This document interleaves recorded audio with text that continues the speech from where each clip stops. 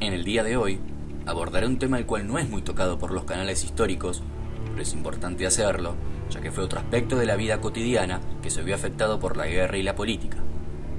Así es, como amante del deporte, y sobre todo del fútbol, decidí investigar y recopilar información sobre qué repercusiones tuvo el nacionalsocialismo sobre el fútbol nacional, europeo e internacional. Con el ascenso de Hitler en 1933, muchas cosas cambiarían. La Copa Mundial de Fútbol de 1934, celebrada en Italia, traería consigo muchísimas polémicas por varios aspectos. Como curiosidad, sería la primera Copa del Mundo en ser disputada por la selección de fútbol de la Alemania Nacional Socialista, al igual que la Italia de Mussolini.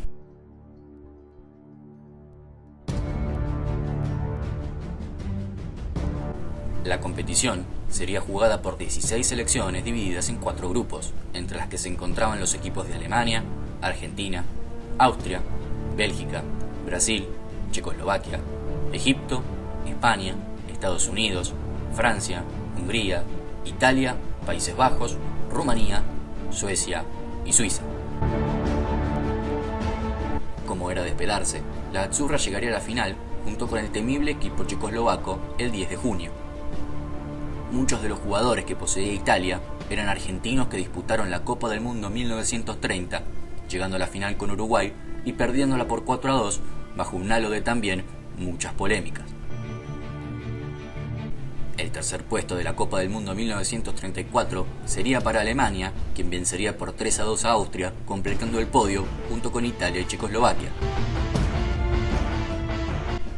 A partir de aquel año, quedaría marcado en el fútbol alemán quiénes serían los favoritos y quiénes los desfavorecidos. El Schalke 04, club fundado en Gelsenkirchen en 1904, sería el equipo predilecto del Führer. Los mineros, como suelen llamarlos, entre 1934 y 1942 consiguieron no solamente 6 ligas regionales, sino también un invicto de 4 años durante 1935 y 1939. Además, muchísimos testimonios afirman que pudo vérsela a Hitler acudiendo al Kampfmann para ver a su amado equipo. Tal y como era de esperarse, cuando la guerra estalló y comenzó a encrudecerse, el alto mando alemán dejó de darle importancia al fútbol para centrarse únicamente en lo bélico, lo que ayudó a que los mineros perdiesen poco a poco su estatus de invencible. De manera obvia, el conjunto de Gelsenkirchen hoy en día intenta desligarse de aquel pasado, desmintiendo afirmaciones y alegando de que no existe registro fijo de que Hitler siquiera haya asistido a su estadio o al Olímpico de Berlín. De cualquier forma, las apabullantes actuaciones del Schalke se contrastaban con el alevoso maltrato que muchos otros clubes sufrieron a lo largo del mandato del Führer. Uno de ellos, y quizás el más fuerte, fue el Bayern München. Conocido como el Club de los Judíos, el club bávaro fue presionado para que sus figuras más importantes, el presidente Kurt Landauer y el entrenador Richard Koehn, abandonasen sus cargos de manera inmediata. Para preservarse, ambos de sangre judía, dimitieron, lo que llevó al club de München a un ciclo paupérrimo de resultados, perdiendo no solo la categoría, sino también aficionados y empleados.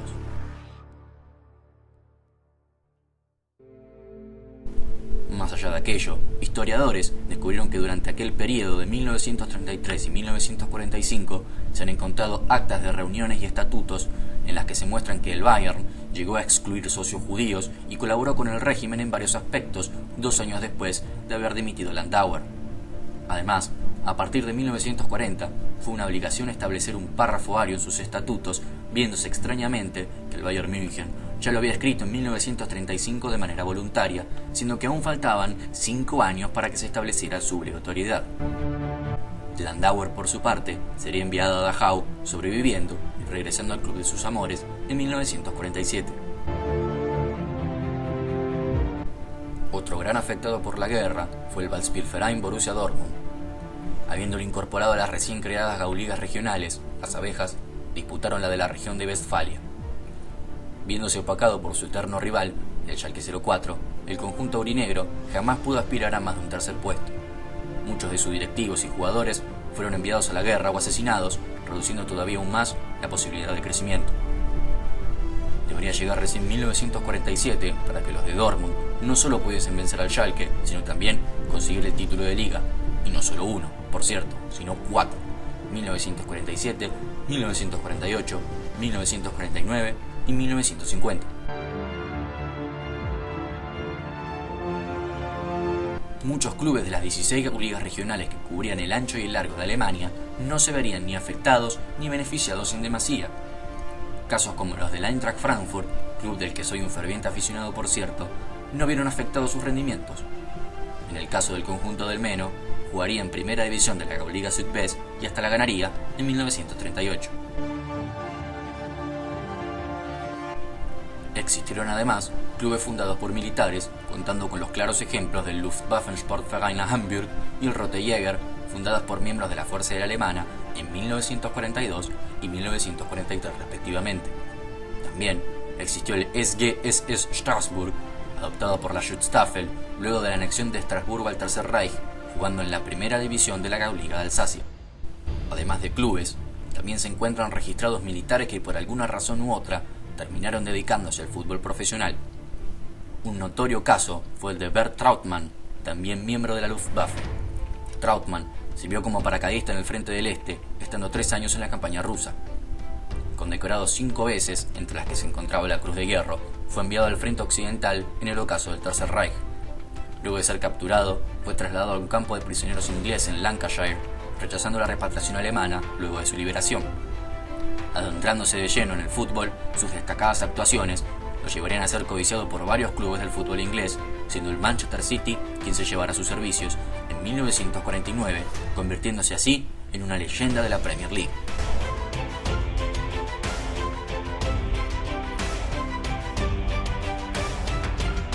La segunda y última Copa del Mundo disputada por la Alemania de Hitler fue nada más ni nada menos que la Copa del Mundo 1938. Eliminando el sistema de fase de grupos, esta competición establecería la eliminación directa desde el inicio. Celebrada en Francia, originalmente poseía como su anterior versión 16 selecciones participantes, aunque comenzó a disputarse con solo 15. ¿Por qué? Simple. Alemania ahora había anexionado a Austria a través del Anschluss y el cupo que ocupaba la selección austríaca quedaba libre, pudiendo ahora estos jugar con la camiseta germana. Esta Copa del Mundo también la disputarían países como Cuba y las Indias Orientales neerlandesas, junto con las demás potencias como Checoslovaquia, Alemania, Francia, Italia, etc. Pese a la enorme expectación que había, Alemania sería eliminada en primera ronda, luego de empatar 2-2 contra Suiza y perder 4-2 por penales. Por su parte, Italia llegaría nuevamente a la final, venciendo una fuertísima Hungría por 4-2, completando Brasil el podio con el tercer puesto. Una curiosidad que no muchos saben es que en 1940 la Luftwaffe, con el fin de mermar la moral de los ingleses, fue la encargada de bombardear el mítico estadio del Manchester United, el Old Trafford. El conjunto inglés, que estuvo 8 años sin poder usar su casa, fue testigo de cómo su estadio era dañado un 22 de diciembre. Pese a que el club logró financiar y pagar lo que sería la reestructuración del mismo, un 11 de marzo, la situación iría a peor. En busca de complejos industriales, varios cohetes B-1 no acertarían su objetivo, cayendo nuevamente sobre el Old Trafford, dejándolo ahora sí con daños devastadores. Otra curiosidad que es imposible de obviar fue el famoso partido de la muerte disputado por el Flakelf de la Luftwaffe y el FC Start ucraniano.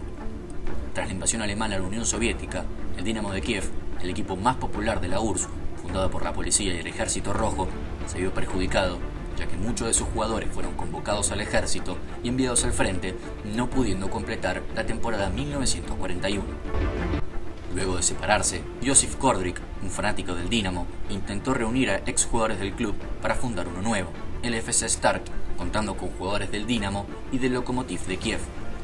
Del 21 de junio al 6 de agosto disputaron partidos contra numerosas guarniciones militares, saliendo victoriosos en todos los partidos. El último de estos fue una contundente paliza al Flakelf de la Fuerza Aérea Germana, lo que preocupó a la administración alemana, ya que esto podría significar el crecimiento de la moral ucraniana. Así fue como el Flakelf pidió revancha y esta fue disputada el 9 de agosto de 1941 en el estadio del Zenit. Ignorando los rumores de futuras represalias, no solamente el FC Start se negó a hacer el saludo romano, sino que también se iba al descanso ganando por 3-1. Se dice que durante el entretiempo un oficial alemán bajó a amedrentar a los ucranianos, los cuales no abandonaron su postura ganadora. El encuentro finalizaría 5-3, sentenciando así lo que sería quizás su último partido. Lo cierto es que el FC Start logró jugar un partido más contra el RUK, venciéndolo 8-0. Bajo la excusa de ser miembros del Comisariado de Asuntos Internos, el NKVD, fueron arrestados por miembros de la Gestapo y posteriormente ejecutados. A partir de allí, aquel encuentro entre el Flakelf y el FC Start sería conocido como el Partido de la Muerte, volviendo a los jugadores ucranianos mártires de la ocupación alemana del territorio.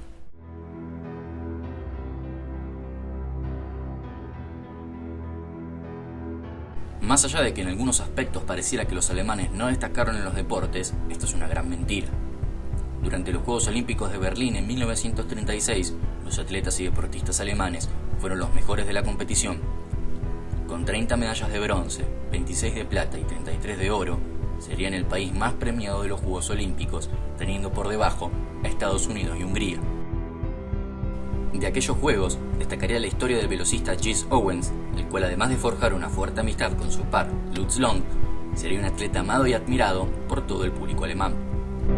Está fuertemente documentado y hasta se cuentan con propios testimonios suyos que fue una completa celebridad.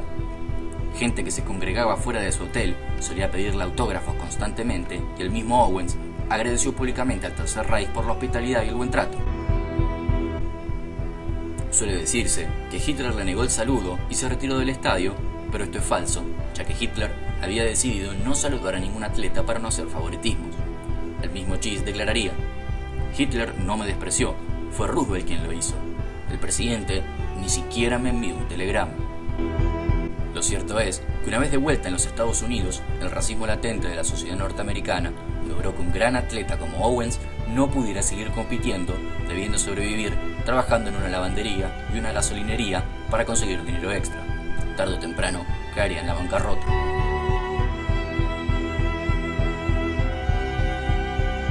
Como verán, en una Europa repleta de tensión y conflicto, el deporte no pasó desapercibido.